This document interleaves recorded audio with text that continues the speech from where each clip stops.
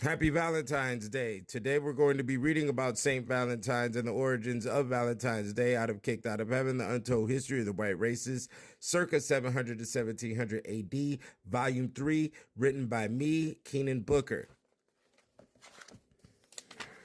As you can see here, St. Valentine was martyred in February 14th of 270 in the civilization of Rome.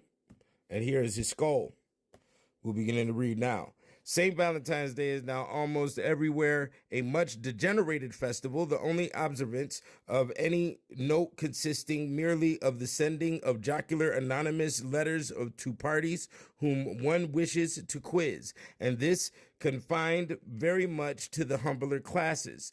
The approach of the day is now heralded by the appearance in the print seller's shop windows of vast numbers of missives calculated for use on this occasion, each generally consisting of a single sheet of post paper, on the first page of which is seen some ridiculous colored caricature of the male or female figure, with a few burlesque verses below. More rarely, the print is of a sentimental kind, such as a view of Hymen's altar, with a pair undergoing initiation into wedded happiness before it, while Cupid flutters above, and hearts transfixed, with his darts decorate the corners. Maid servants and young fellows interchange such epistles with each other on the 14th of February, no doubt conceiving that the joke is amazingly good, and generally, the newspapers do not fail to record that the London postmen delivered so many 100,000 more letters on that day than they do in general.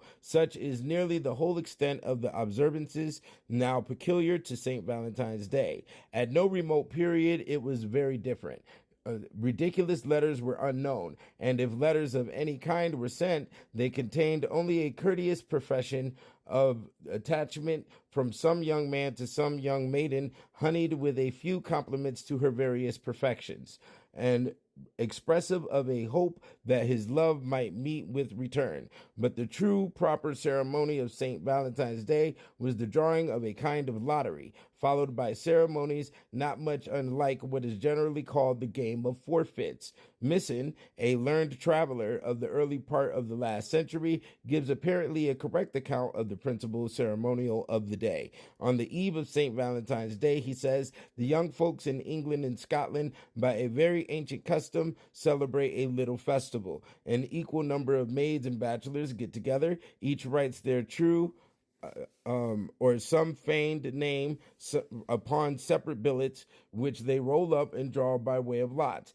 the maids taking the men's billets and the men the maids, so that each of the young men lights upon a young man whom she calls hers. By this mean, each has two valentines, but the man sticks faster to the valentine to whom he has fallen. Fortune having thus divided the company into so many couples, the Valentines give balls and treats to their mistresses, wear their billets several days upon their bosoms or sleeves, and this little sport often ends in love.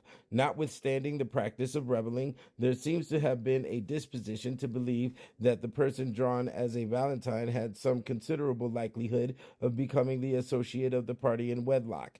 At least, we may suppose that this idea would be gladly and easily arrived at where the party so drawn was at eligible from other considerations. There was, it appears, a prevalent notion amongst the common people that this was the day on which the birds selected their mates. They seem to have imagined that an influence was inherent in the day on which the birds selected their mates, which rendered in some degree binding the lot or chance by which any youth or maid was now led to fix his attention on a person of the opposite sex.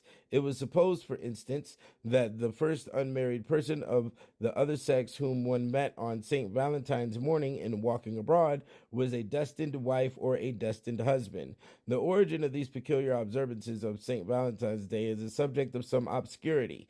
The saint himself, who was a priest of Rome, martyred occurred in the 3rd century, seems to have had nothing to do with the matter, beyond the accident of his day being used for the purpose. Mr. Dowse, in his illustrations of Shakespeare, says it was the practice in ancient Rome during a great part of the month of February to celebrate the Lupercalia, which were feasts in honor of Pan and Juno, whence the latter deity was named Februata, Februalis, and Februla. On this occasion, amidst a variety of ceremonies, the names of particular saints instead of those of the women, and as the festival of the Lupercalia had commenced about the middle of February, they appear to have chosen St. Valentine's Day for celebrating the new feast, because it occurred nearly at the same time. This is, in part, the opinion of a learned and rational compiler of the lives of the saints, that's Reverend Alban Butler. It should seem, however, that it was utterly impossible to extirpate altogether any ceremony to which the common people had been much accustomed, a fact which it were easy to prove in tracing the origin of various other popular superstitions, and accordingly the outline of the ancient ceremonies was preserved, but modified by some adaptation to the Christian system. It is reasonable to suppose that the above practice of choosing mates would gradually become reciprocal in the sexes, and that all persons so chosen would be called valented from the day on which the ceremony took place. The carnelian heart, another of the many lifeless things to which virtue is ascribed, is a degraded imitation of a very old charm or fetish, the heart shape being accidentally reached by a process of evolution from very early times. The stone axes and arrow hearts, which are somewhat heart-shaped, once used by primitive people, were regarded as lucky possessions because they gave one a certain hold over the ghosts of the people who originally formed them, and who might be summoned by rubbing or anointing them. In February, the Germans celebrated holidays honoring the progress of the sun's ascendancy. It was customary to sacrifice pigs on this occasion. These holidays were called Spercalia. Even today in Holland and Lower Germany, the month of February is called Sporkel. Because the Germans set great store on those holidays, missionaries shifted them to the time of Christmas and gave them a Christian meaning. Perhaps our carnival celebrations are a souvenir of the Spercalia of antiquity. And we can also note that the sacrifice of a pig constitutes one of the primordial rites of carnival. It so happens that the pig is associated with St. Anthony, whose feast day is January 17th, on the threshold of February and the Spercalia. Here is a picture here of the Lupercalian festival in Rome, drawn by Adam Elsheimer, showing the Luperci dressed as dogs and goats with Cupid and personifications of fertility.